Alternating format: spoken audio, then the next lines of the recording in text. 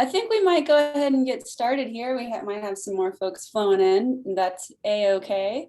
Good to see some familiar faces and some new faces, and some like will be familiar soon faces. Looking at you, Chelsea. Welcome everyone. My name is Kelly Yarbrough. I help manage the Tallgrass Artist Residency Program along with my co-manager Derek Ham. Hi, Derek. A lot of you know what the program is about, but for those of you who don't, the Tallgrass Artist Residency is based in the community of Matfield Green, Kansas. We invite 9 to 10 artists per year to come do residencies in this small rural community for 2-week stints at a time. And part of their residency experience, the artist will give a public program of some kind. So that's why we are all gathered here today to hear from Kandace. But in addition to that, we invite all of our residents from the year's cycle back to the community of Matfield Green for sort of an end of the year celebration, artist talk, group exhibition. And that'll be happening this year on October 2nd. So if you happen to find yourself in Matfield Green on October 2nd, you will not be disappointed.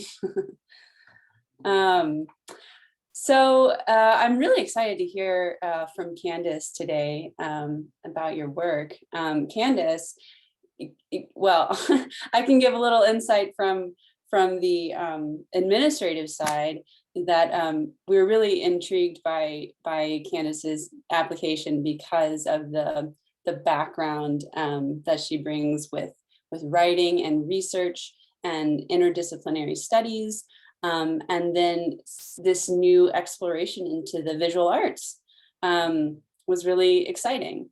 And so Kandace has a background in Kansas, and she did her bachelor's degrees, plural, yes, at the University of Kansas before moving to complete her PhD in feminist studies at the University of Minnesota.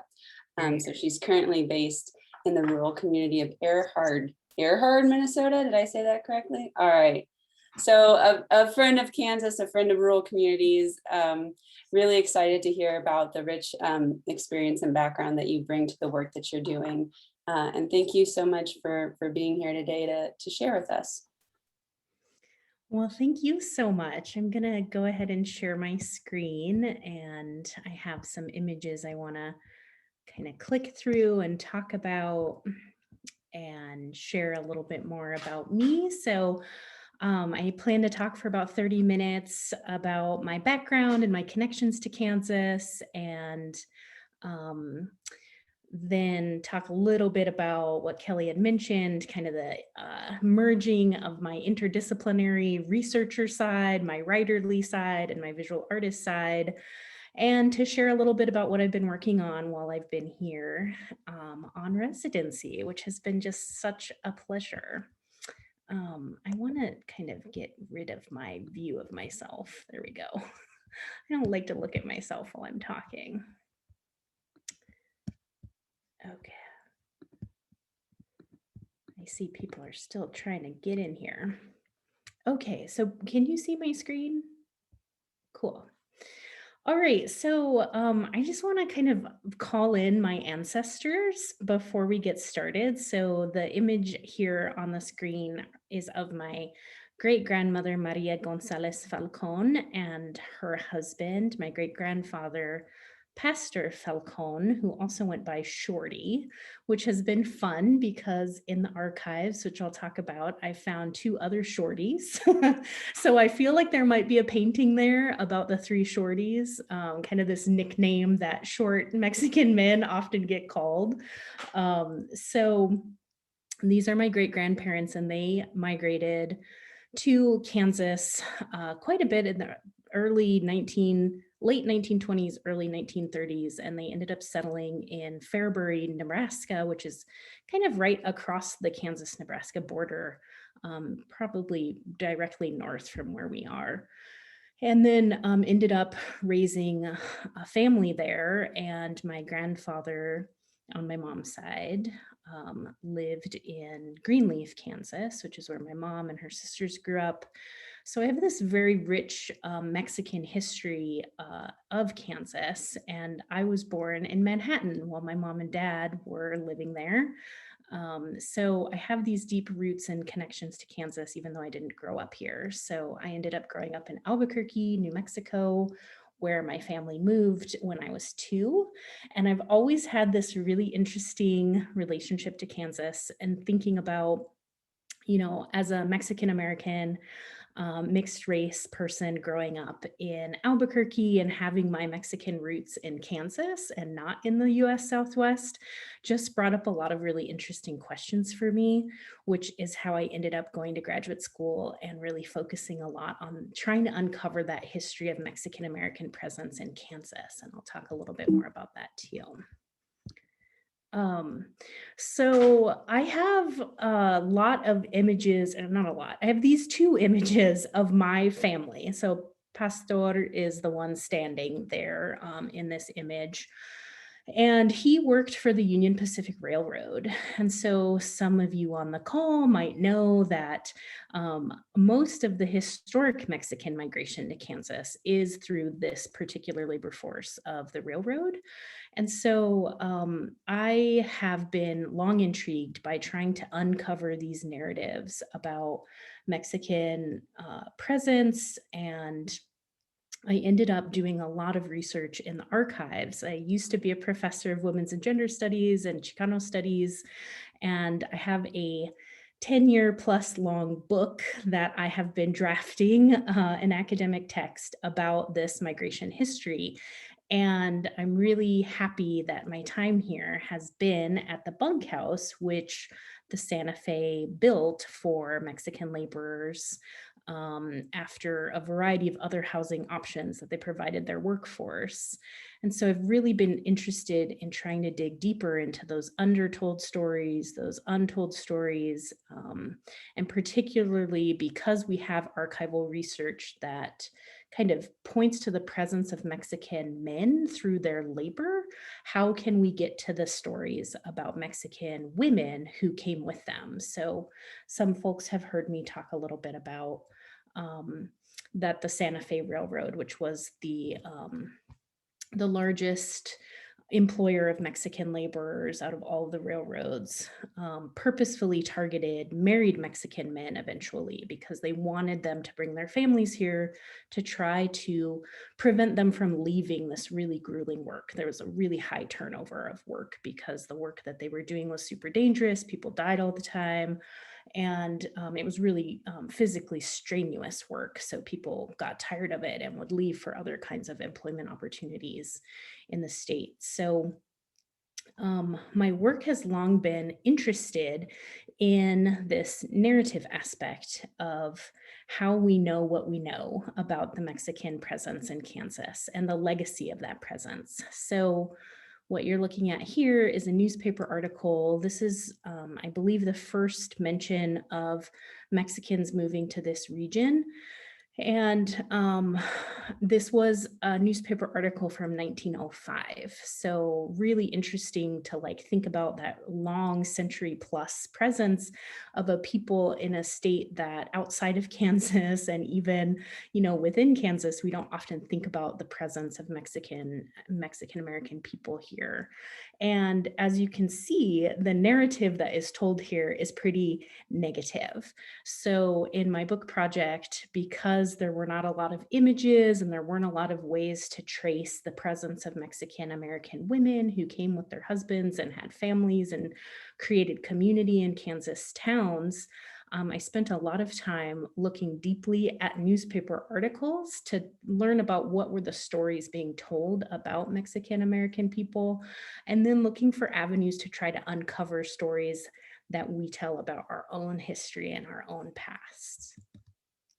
So I want to give a little context about my work. I, as I mentioned, used to be an academic. I have shifted to being a full-time writer and visual artist in my life right now. And I would say that my work is in this Venn diagram of these kind of 3 interests that really intrigue me. So the relationship between public and private spaces. So thinking about how we understand public and private spaces, the erosion between those, Of course, thinking about home as a private space, but also how we make home and make sense of home in public, which might be kind of getting into that piece around belonging. I also am really interested in the ways that those spaces are historically coded, gendered, where public space has historically been the space where, men had access to making decisions about how the Western world was made, and the private space was the space of the home. So I'm really interested in that interplay between masculinity and femininity in terms of how that gets coded in our understandings of place and our understanding of space.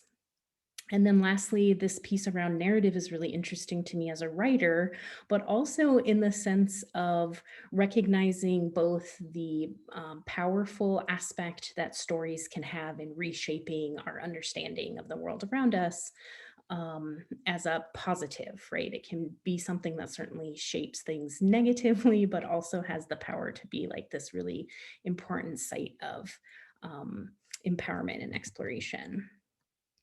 So I've been painting for the last 3 years pretty seriously, after I made this like huge career shift. So this is the first solo show that I had up just earlier this year, at a small gallery in Grand Rapids, Minnesota. This is at the McCrosty, for those of you who are familiar with that part of Minnesota.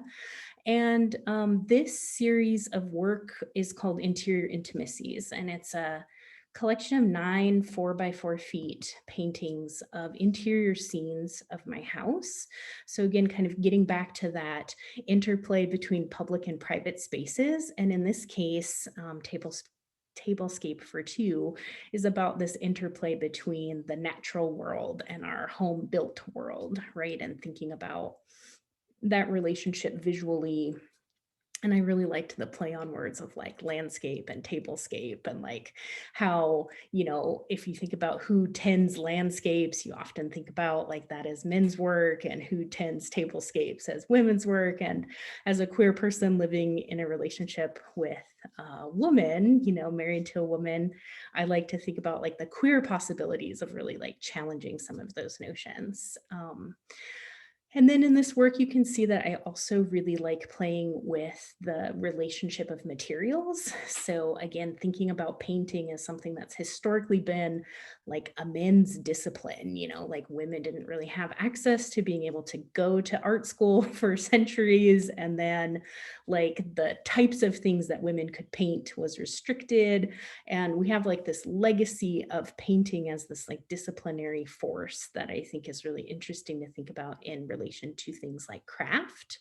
And so I often embroider and or cross stitch or put some kind of women's work element back into my visual work to kind of bring those pieces of myself together.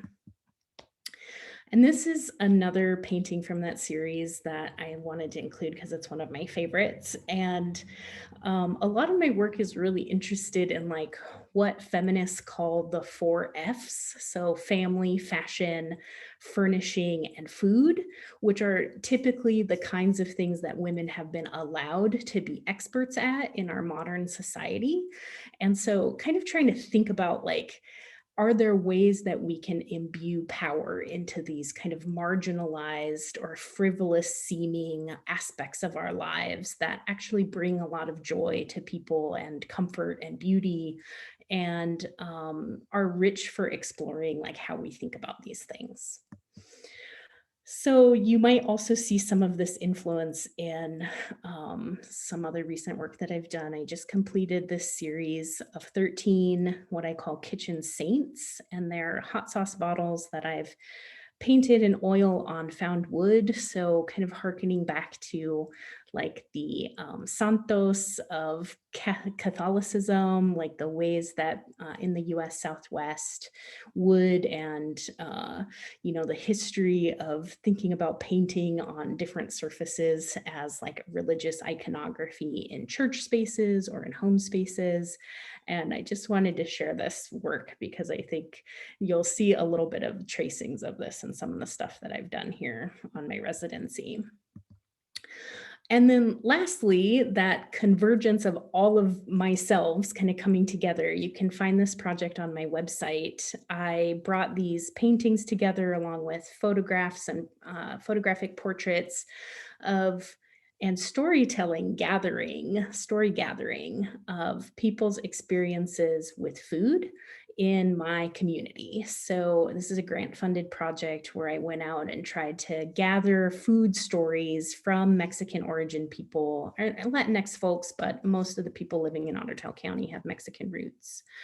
Um, so I interviewed people who own like the Mercado, the grocery store in Pelican Rapids, which is a community near where I live, and other restaurant owners, and asked them questions about like how they feel about feeding their families and their community. And this work is, part writing, part that interdisciplinary research background, part visual arts. And I'm really excited that this will be up at the New York Mills Cultural Center next May. So how does all of that kind of play into what I've been doing in Matfield Green? So as somebody deeply interested in public and private spaces, I have been so excited to spend my last 9 days in the bunkhouse. So for those of you who don't know, this bunkhouse is a really important monument to Mexican American presence in Kansas. And as Bill shared and others have told me while I've been here, there really aren't a lot of these houses left. The Santa Fe Railroad tore down most of the housing that they had provided for Mexican laborers in the late 50s and early 1960s. And so even if they were structures that could have been maybe renovated, they've been torn down by the company. And so we really don't have a lot of visual traces of that physical space where people lived. And so being able to be in the bones of that physical space has just been really like enriching and healing in a lot of ways. And so I've been thinking a lot about how can we, use physical structures in the absence of archival documents that really provide a lot of information to try to dig deeper to share some of these stories. And so I have this painting that I did. It's a 12-inch by 12-inch acrylic on like linen finished paper, and just trying to collect images of the bunkhouse because I like to work in a larger scale. So I'm hoping that I'll work some of this into some feature pieces for that show in October.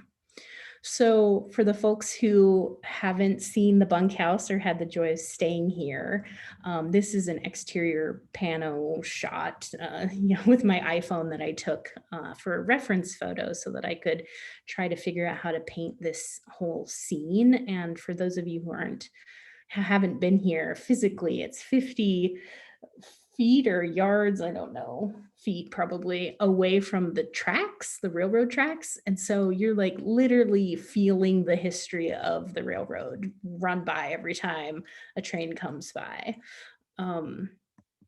And so I've also been thinking about like, how can I bring a more narrative approach to my work visually? So not using words, but still trying to tell a story with the images that I'm thinking about. And so I have titled this painting, it's again, another 12-inch by 12-inch acrylic, The Roots of Marfil Green. Green probably is how they said it. And that is what the Latino workers called this place. So there's this really wonderful oral history that Bill and Julia helped collect from one of the descendants of one of the original occupants of the bunkhouse. And they refer to Matfield Green in this way as Marfield Green, because they couldn't pronounce the words or the name of the town. And it's just kind of fun because my grandmother's primary language is Spanish and she can't pronounce my name. So she calls me Kandace instead of Candace. And so I just really love like the ways that Spanish speakers, make do and like rename places and have like a different vernacular for the places that we are in. And so I was trying to play around with like actually thinking about roots and what that means, and especially being in a tall grass prairie where roots are one of the significant factors for what makes prairie, especially the tall grass prairie, unique, right? That they have these very long roots. I was thinking a lot about how can I visually represent that and think about what are those Mexican roots of this space that may or may not be super visible to people as they're driving by the bunkhouse, right? Unless they're like really well known historian buffs and really know about these bunkhouse histories. Um, and yeah, so this is one of the paintings that I worked on while I was here. And then I took a little bit of a break from the bunkhouse and spent a lot of time thinking about the stories we tell. And I put we here in quotation marks because I think it's always important for us to think about who is the we when we're saying we. And I think the we that I'm talking about here is really the maybe American nostalgia, the manifest destiny, the narratives that really kind of rise to the top about this place and this space, while certainly rooted in an ecological framework, right? As you can see with like this Kansas historical marker that's talking about like the loss of the natural prairie. What we also see is this like really foundational narrative around like cowboy culture and the legacy of ranching and white settlement in this place that really erases a lot of people from those narratives, right?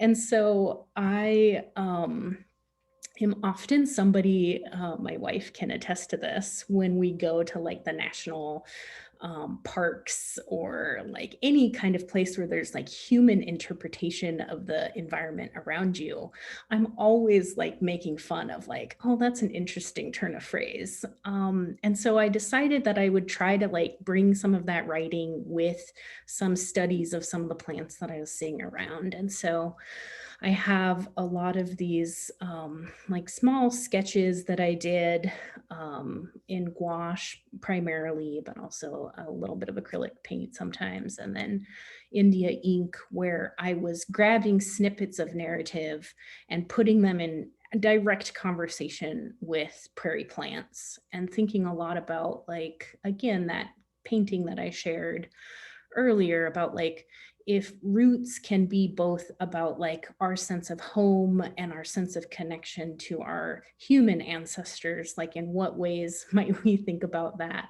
from an ecological framework or from the prairie's perspective? And of course, like these plants didn't know these words, but they experienced the results of white settler colonialism and the attempts at um, sorry, sometimes my controls don't work on my slideshow, but they experience the attempts of being reshaped into different ecology, right? So I think it's really interesting, like these quotes come from written materials and brochures that you can pick up. They come from the informational video at the Tallgrass Prairie National Preserve.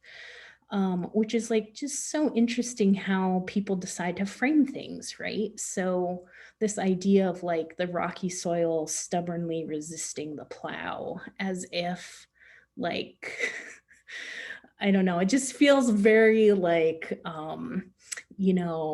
like opportunities for us to think about like feminist ecological frameworks where like Mother Nature often gets talked about as like in a feminized way that also reflects this deeper history of like masculine conquest and the ways that that gets shaped onto femininity in terms of like the body and the ways that that functions in these narratives. It's just really interesting. And of course, the use of the passive voice, which is just so concerning. I feel like if I were to say anything, it's like, please, people who write these narratives, like name who you're talking about, you know, like 30 miles of stone fence was built, or The land was quickly purchased and fenced. It's like there was no actor. It just magically happened. And I think I get so frustrated with that kind of passive language because it doesn't tell the whole truth. And I think given that we're in the 21st century and still don't know the histories of people who were here in the 20th century, right? Like any opportunity we have to really challenge these ways in which narratives are not fully telling the whole story are, something that I'm like personally passionate about. As you can tell, I'm getting kind of worked up. So, so I think this was an interesting kind of sidebar and a good opportunity to spend some time like deeply looking at the plants. And I live in West Central Minnesota in a mixed prairie ecosystem on 20 acres and a lake. And we have many of the same plants that live there. Blue stem prairie grows on our property, and, or I should say, the land we tend. And I guess I just don't spend a lot of time like deeply looking and like getting to know the plants. And so I'm really excited to kind of go back and think about what plants might be in conversation with this project. And I think that as I continue to do this work, I really want to shift out of that critique space and more into reimagining like more equitable narratives that we might share in relation to the plants. And so some of you might have seen this on Instagram that I had shared this milkweed painting, and I had edited the narrative, right? And I wasn't the only one who edited that narrative. This is a sign that you can see up on it's like a little overlook, a scenic overlook site where they have some interpretive signage about plants, and you can do like a little walk and just pull off the road on 177 as you're going up towards the Tallgrass Prairie Preserve. So I think kind of moving forward, I'm really interested in thinking about like, okay, yes, these negative narratives exist, but how can we like bring more Indigenous voices into the conversation, or more different voices that might share a different relationship to the land that isn't about like fencing or taking or conquesting, that's in much more reciprocity. And then lastly, I did an interior painting of the north unit in the bunkhouse, and partly because like I'm just really, really in love with Julia and Bill's love of this place and their like deep caretaking of this land and this space. And so there's something really magical about the interior of the bunkhouse. And they shared with me all of these renovation photos where, the bunkhouse was almost like gonna collapse. Like it really needed significant work to be inhabitable again. And so I'm thinking a lot about like, how can I merge some of the present realities of the bunkhouse that's much different now, right? There's 3 units, and before 11 families lived in 5 different units, or I can't exactly remember how many separate units there were, but it's a much different remaking of the space that works for our modern day. But in what ways might we also still hold on to some of those ways that the past influences it? So I started, it's called Stitching While the Trains Go By, because I'm literally stitching into this canvas paper.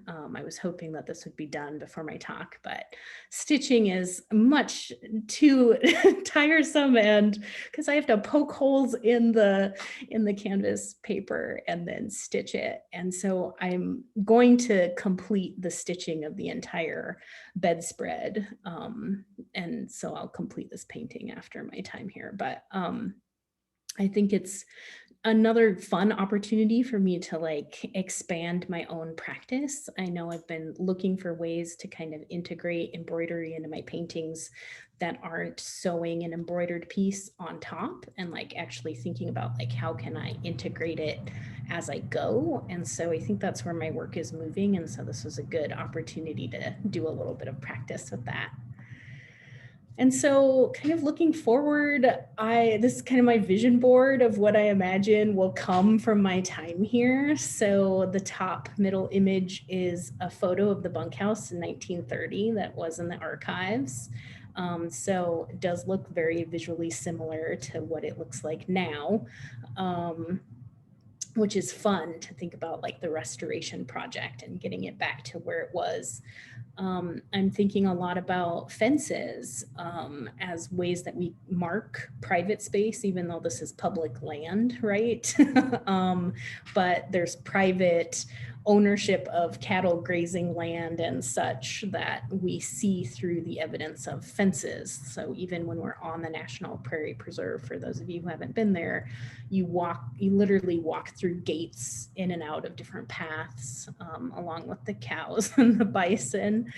And then I want to start thinking about how can I integrate Mexican laborers, both men and women's presence, into some of my future narrative paintings. So I had an opportunity to visit with some folks in Newton and gathered a lot of great source images of men working the railroad. And then, of course, this is the actual bedspread on the bed in the north unit, a little close-up shot here. Just kind of showing that women's work evidence, right? I'm assuming a woman made this quilt top, but thinking a lot about like how I don't want to continue to replicate the erasure of Mexican American women in this space, because they were just as important to the settlement and creation of families that continue to live in Kansas. And so kind of thinking about all of those things as I move on. So I guess I will stop and open it up for questions or conversation that people might have. And there's a little shot of my messy workstation on the table that still looks like this. I'm on like a little tiny corner of it. But lots of fun, just kind of thinking through all the different ways of trying to capture the interests that I have converging together here. So. Well, thank you so much, Kandace. That was a wonderful snapshot. I really appreciate you pulling all that together and sharing so much of what you're working, what you've been working on these past 2 weeks too. That's really generous. I do want to open it up to questions here, and we can chat. You're welcome to unmute and ask, but I do want to kick it off with one question or comment from Chelsea in the chat here. She says she's very interested in the juxtaposition between the softness of the painting technique and the sharp questioning of the content. And I believe that comment was kind of made especially when you were sharing some of those little studies mixed with the language pulled from the plaques. Do you have any response to that?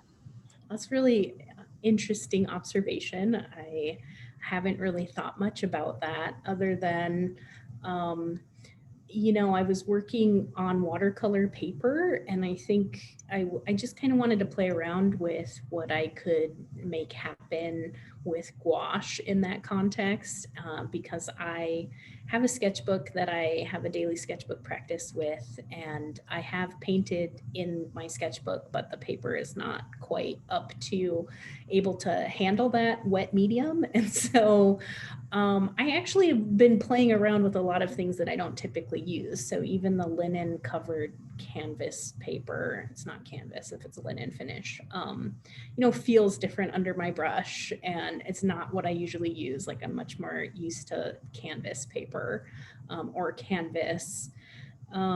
So yeah, I think the softness is really interesting. I had been thinking a bit about kind of the ways that softness or like the natural world gets created in this like nostalgic way, maybe, or what's a good word, like romanticizing of the natural world, and then kind of like the harshness of our language, like the English language is not particularly, like I don't find it to be a particularly beautiful language all of the time, especially in these interpretive signs. Like I think we could have much more interesting narratives. And I wonder a lot about like, and I'm sorry if anybody writes some of these things, but like who does write them, you know, like who gets hired to write these kinds of like touristy kind of snapshots of our natural world, because I don't necessarily think it's like the creative writers, right? I think it's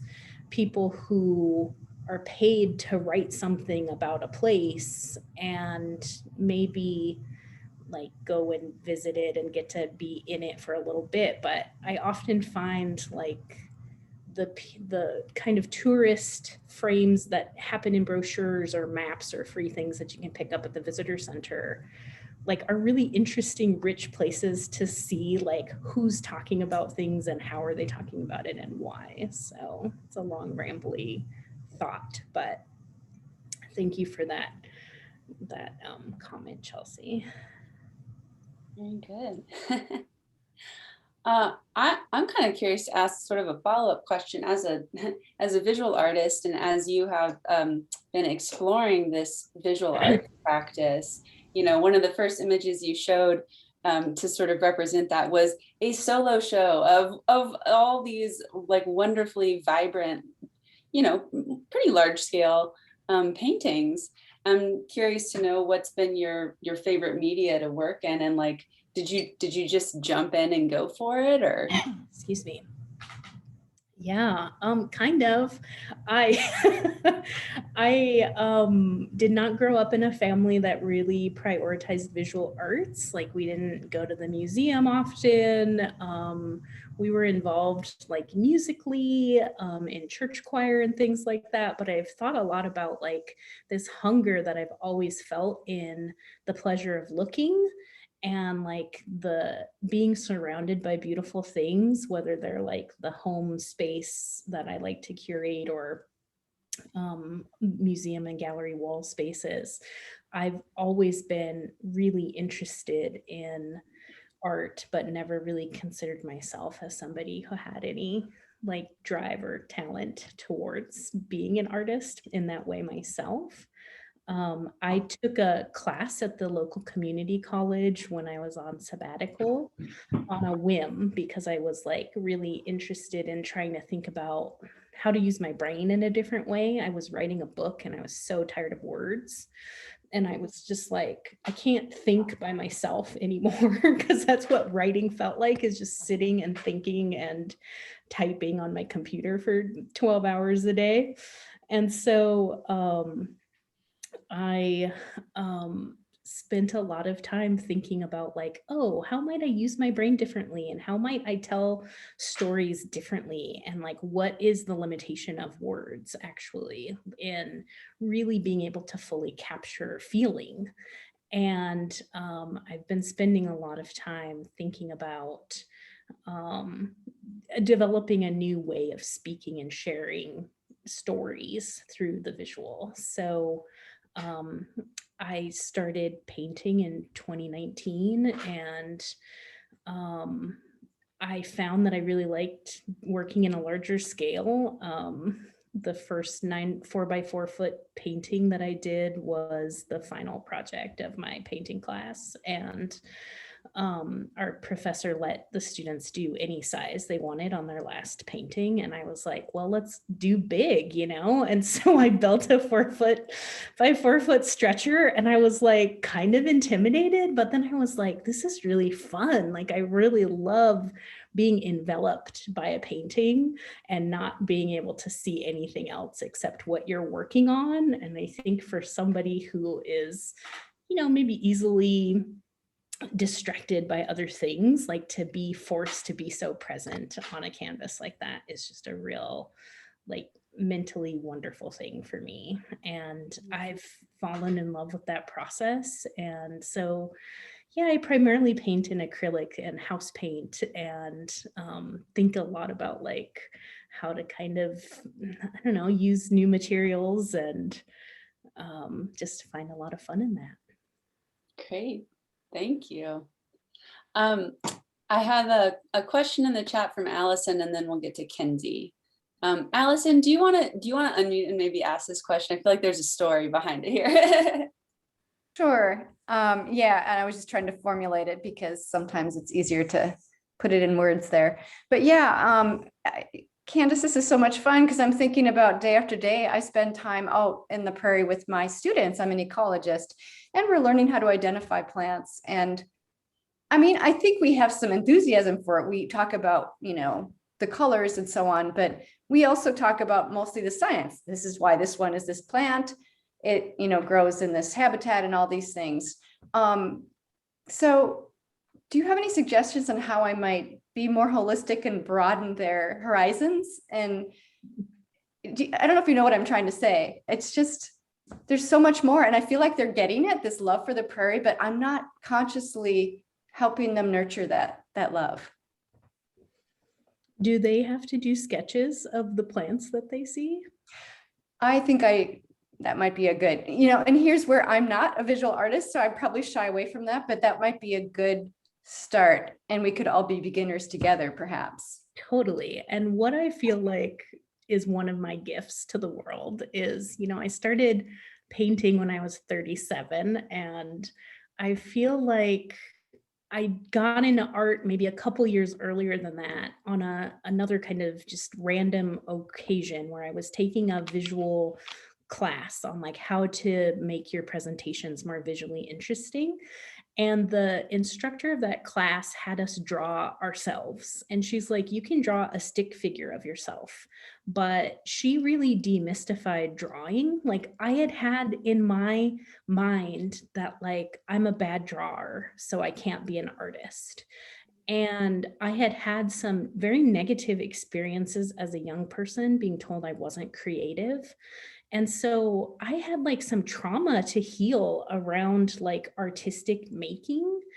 And in this class, when Echo told us we had to draw ourselves and it could be a stick figure, she was like, anybody can draw. It's like handwriting, like we all have to learn how to write our name. We don't just like know how to do it. And we also can learn how to draw. It's just our educational system in the West and in the US in particular, like breeds that out of us after like, third grade. I feel like that was the last time I had a public school art class when I was growing up in the 80s. And this kind of assault on art as like not a meaningful way to learn for young people is partly to blame, but also like the ways that we devalue the visual. Like we want it for aesthetic purposes, but we don't really want to pay for it, right? Like we don't want to pay artists for their work or that kind of thing. So I feel like we all can draw. I mean, I shouldn't say we feel like everyone can draw, right? And it's about learning to just flex that muscle and like not be so harsh on ourselves when like we can't get it right, And the thing about art that I find so freeing is like, as a recovering perfectionist, like visual art makes me have to be okay with things as they are. Like I also think, this is a whole other aside, but like the development of perspective as like the way to like make something visually represented is also rooted in like a white way of knowing and a white legacy of like how we understand the visual. So also like, lots of cultures don't use linear perspective as the way to create a composition. And so there's really a lot of magic in like allowing people to make whatever their hand makes, and I love this idea that like we all have like a visual handwriting, or like a visual way that we represent the world around us that is uniquely us. And so you can probably see that in my work, like either through the colors I use and like my perspective's kind of off, and like that's kind of the magic of it. And I have to just accept that that's what makes it magical, instead of like I mean, I still do work to like try to make the perspective right or whatever, but there's ways that becomes super limiting. So this is all to say, Allison, that you can draw, your students can draw. I think paint is a really wonderful medium because paint already creates dimension when you lay it on a surface. And so you don't have to have as much of like that background knowledge. And, you know, your students might find it to be really fun. And I think, you know, another thing I really love about visual arts and like going to art school at community college was that we spent a lot of time looking at things. And I think there's a conversation to be had about like the pleasure of looking and like the value in deeply knowing something, right? By being able to look at it, and maybe that's part of the identifying piece. But you know, as part of this project, I've been on iNaturalist. I've been talking to Kinsey's fiance, who is a prairie restorer, and asking him like, what is this plant? Because I can't find it, you know? And I think that like there's a deep relationship building that I'm really grateful that I've had the opportunity to have out here on the prairie. And then lastly, I will just mention, have you read Braiding Sweetgrass yet? Okay, so I feel like Robin Wall Kimmerer has lots of ways that like thinking about the relationship to land in a reciprocal way, and thinking about the gifts we as humans can give to the land, and like, you know, developing different relationship to the land as part of your pedagogy. I'm sure you're already infusing that in your work. I think just provides an opportunity for people to develop that deeper love of the prairie. Thank you very much. And then the coloring book looks good too. Thanks, Kinsey. Yeah, good segue. Kinsey held up a nice publication there, but do you want to go ahead and unmute yourself, Kinsey? Oh, We can't hear you. can't hear you. Okay, 1 second.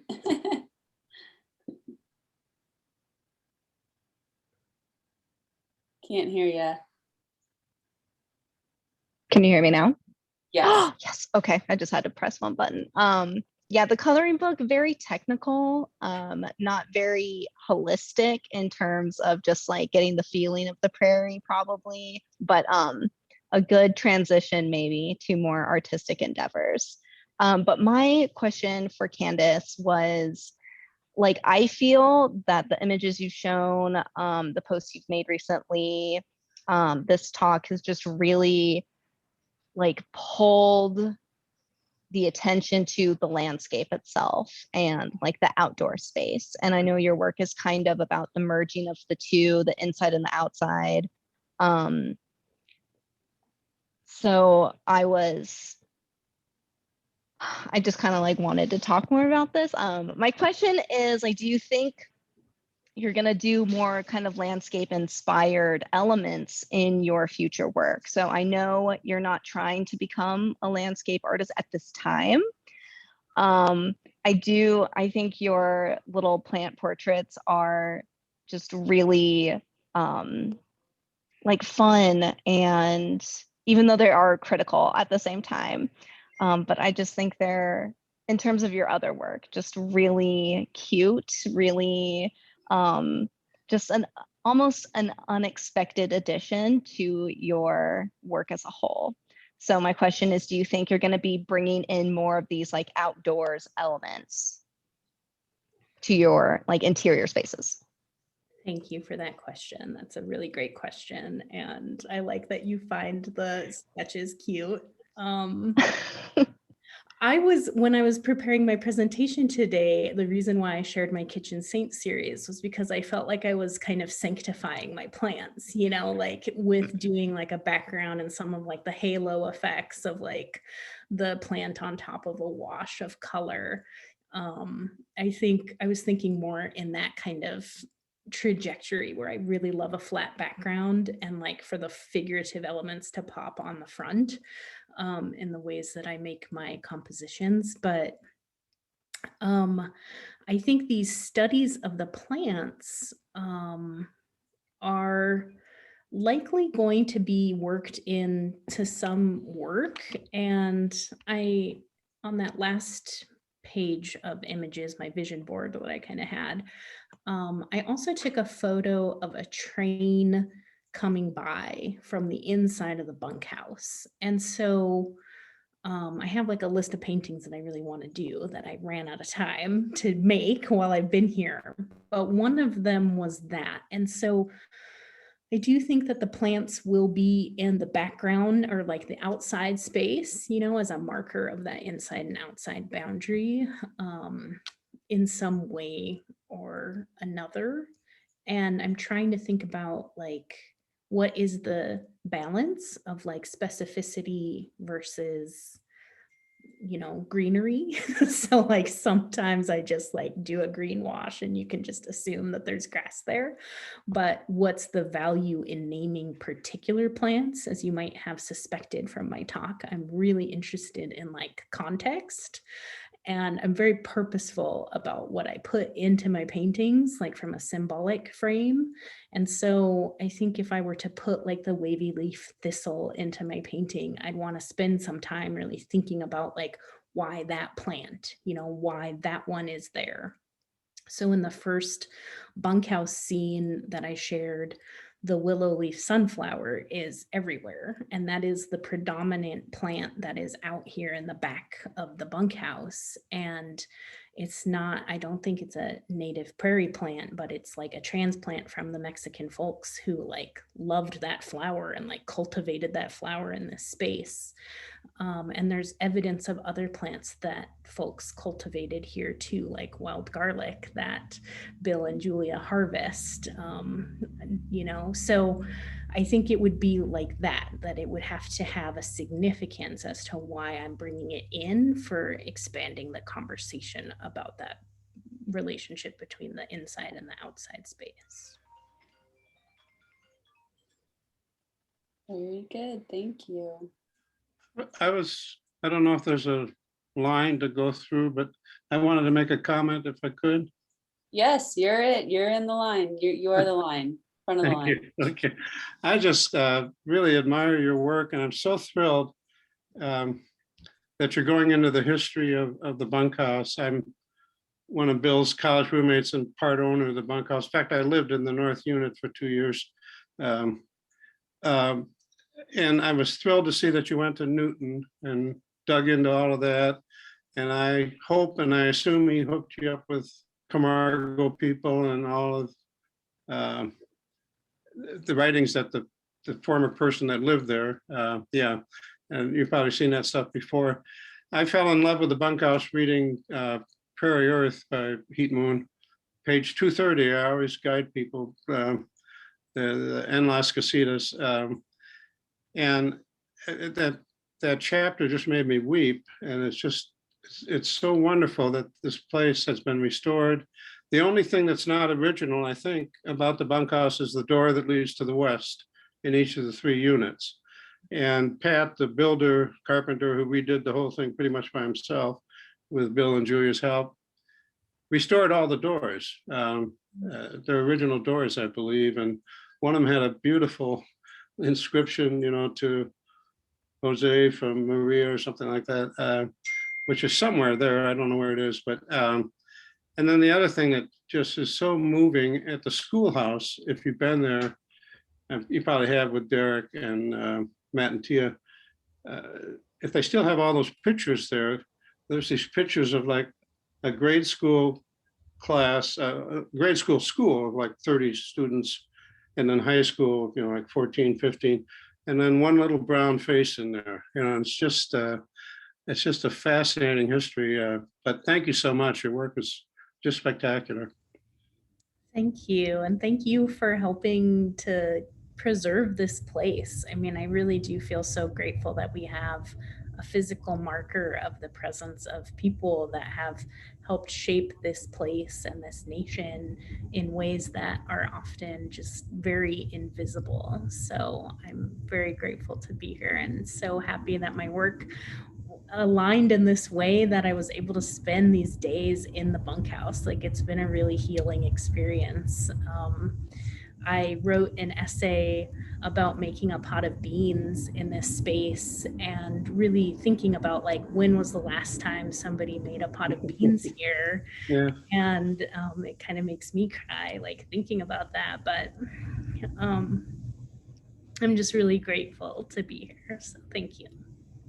It's a great story that Kandace told us when she was interested in the Tallgrass residency.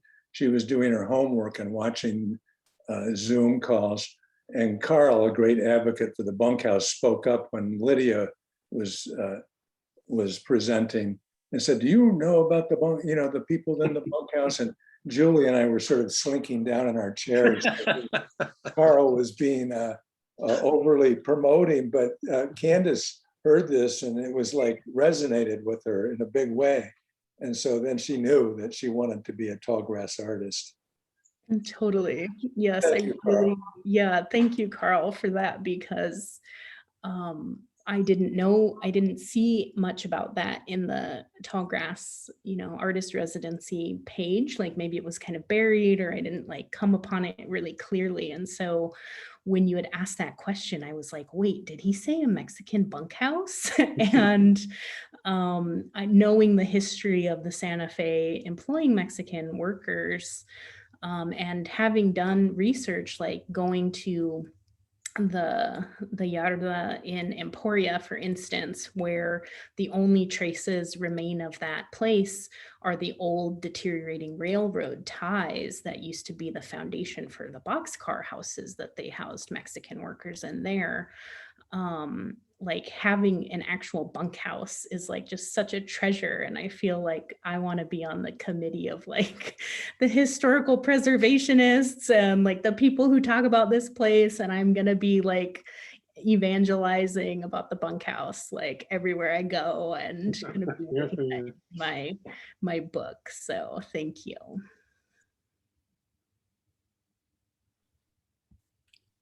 Well, thank you, Kandace. And thank you all so much for joining us this afternoon. Do we have any last questions before we wrap up here? All right.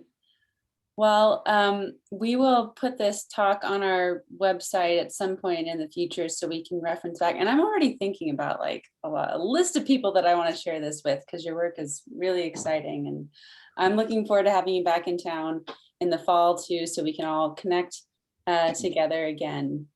But thank you. Yeah, go ahead, Bill. The bunkhouse was built in 1924, so the 100th year is coming up. 22. 22. Okay, so oh, wow. So it's going to happen soon, and so Matfield Green Works and the Tallgrass Residency can and Matfield Station can promote this and have some parties and have a nice history written, and so there are all kinds of possibilities. So help us plan. I've already joined the committee, Bill. That's very good. Thank you for mentioning that, Bill. Let's talk more about that. Cool. All right. Well, thank you again, Kandace. I hope you all have a lovely evening. And if you can join us next Thursday for Chelsea's talk, actually, same time, not same place, it'll be a different link, but same virtual space. And similar questions around untold histories and narratives. So I think there's a lot to be shared between our work. So I think it'd be a great way for folks to tune in and hear what she has to share. Thank you. Thank you all. Thank you.